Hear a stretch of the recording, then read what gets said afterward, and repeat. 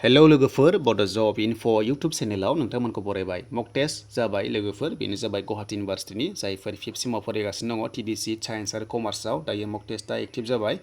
आर्ट्सना गाबोन जागोन 19 जुनाव दायो 18 जुनाव जाग्रोबाय कमार्स आरो साइन्सना दा बेयाव नोंथांमोना मक टेस्ट खालामनो हासिगोन आरो माबायदि फैगोन नै बेबायदि स्क्रिनाव नोंथांमोना नुनो मोनदों बेबायदि अपसन फैगोन बेबायदि डाउनलड कुइसन पेपार बा एन्सार सिट आपल'ड बेबायदि मोनगोन नोंथांमोना खालामबानो जासिगोन दा आंनियाव आइडि गैया साइन्स कमार्सनि जुदि नोंथांमोना हरनोब्ला डिसक्रिपसनाव दङ भिडिअनि डिसक्रिपसनाव मोनसे इमेल आइडि होनाय जाबाय नोंथांमोना बेयाव सेन्ड खालामनानै हरनो हागोन आरो नोंथांमोननो मक टेस्टनि सायाव भिडिअ खालामनो हागोन जायफोर नोंथांमोना इन्टारेस्टेड दङ हरनो हागोन दा बेनिफ्राय जों पर्टेलाव थाङोब्ला नै बेबायदि मोनगोन दा बेबायदि नोंथांमोना इउजि मक टेस्ट 2021 बेबायदि मोनगोन स्टुडेन्ट लगइन दा बेयाव नोंथांमोना registration number register mobile number date of birth होनानै मक टेस्ट खालामनो हागोन थ' लोगोफोर नोंथांमोना हरनो गोसोब्ला हरदो आं नोंथांमोन हरोब्ला आं भिडिअ खालामनो हागोन आंनियाव दायो आर्ट्सनिसो आं आर्ट्सनिखौ गाबोन होगोन दा आंनाव साइन्स आरो कमार्सनि गैया नोंथांमोना जायफोर हरनो गोसो इमेल आइडियाव हरनो हागोन थ' लोगोफोर बेनि सोमोन्दै आपडेटआ दायो एक्टिभ जाबाय नोंथांमोना खालामदो